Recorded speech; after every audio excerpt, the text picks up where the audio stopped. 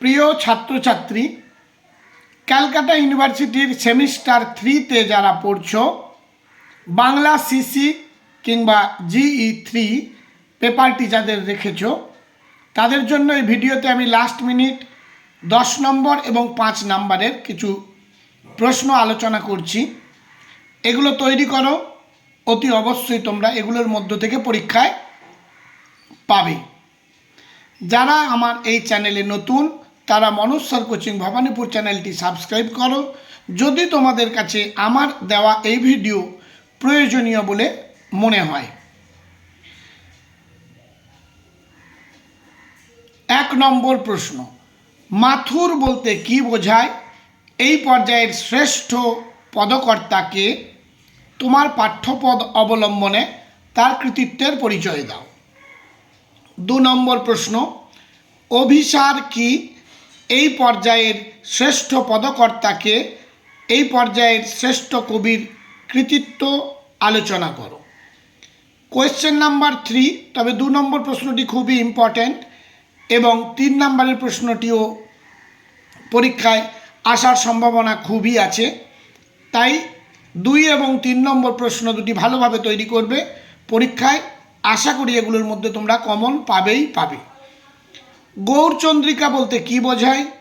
এই বিষয়ে তোমার পাঠ্য একটি পদের কাব্য সৌন্দর্য বিশ্লেষণ করো।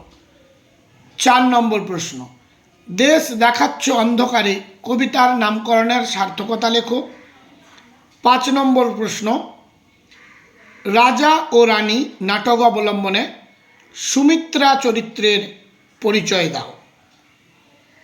6 নম্বর প্রশ্ন, নষ্ট নীড় কবিতায় এক বিপর্যয়ের সময়ের ছবি কিভাবে ফুটে উঠেছে আলোচনা করো। 7 নম্বর প্রশ্ন, কেউ কথা রাখেনি কবিতার ভাববস্তু আলোচনা করো। এবং লাস্ট প্রশ্ন 8-এর দাগে, বাঁশি কবিতার নামকরণের সার্থকতা বিচার করো। এগুলো 10 মার্কের প্রশ্ন তোমরা তৈরি করবে। আশা করছি এগুলোর মধ্যে তোমরা অতি অবশ্যই কমন পাবে। জোর দিয়ে এইটুকু কথা বলতে পারি। প্রশ্নমান 5-এর জন্য যেগুলো পড়বে, সপ্রসঙ্গ তাৎপর্য নির্ণয় করা থাকে। নিরোদ নয়নে নির্ঘন সিঞ্চনে প্রসঙ্গ নির্দেশ করে তাৎপর্য লেখো। 2 নম্বর প্রশ্ন, মন্দির বাহির কঠিন কপাট উক্তিটির তাৎপর্য আলোচনা করো।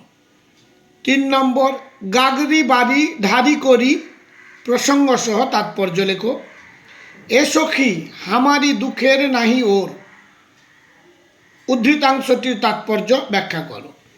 সিন্ধু নিকটে যদি কণ্ঠ শুকায় রয় এর তাৎপর্য ব্যাখ্যা করো।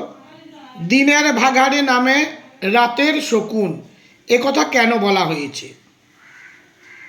7 নম্বর প্রশ্ন, পলাতক অরাতীরে আক্রমণ করা নহে ক্ষাত্র ধর্ম প্রসঙ্গ সহ তাৎপর্য লেখো। কত রাজা আসে যায় ইতিহাসে প্রসঙ্গ সহ তাৎপর্য ব্যাখ্যা করো। যুদ্ধ ও দুর্ভিক্ষ আসে পরস্পরের মুখে চুমু খেতে খেতে কথাটির তাৎপর্য লেখো। আপাতত 10 নম্বর এবং 5 নম্বরের জন্য এই প্রশ্নগুলো তোমরা যদি তৈরি করো, এগুলোর মধ্য থেকে তোমরা অতি অবশ্যই কমন পাবে। আর কোনো সাবজেক্টের যদি তোমাদের প্রশ্নের সাজেশান প্রয়োজন হয় তাহলে কমেন্ট করে জানিও, আমি চেষ্টা করছি সেগুলো দেবার জন্য। আজ তাহলে এই পর্যন্ত। সবশেষে বলি, যদি ভিডিও দেখে তোমাদের প্রয়োজন মনে হয় তাহলে মনোজ স্যার কোচিং ভবানীপুর চ্যানেলটি সাবস্ক্রাইব করো, লাইক করো, পারলে বন্ধুদের মধ্যে শেয়ার করে দিও।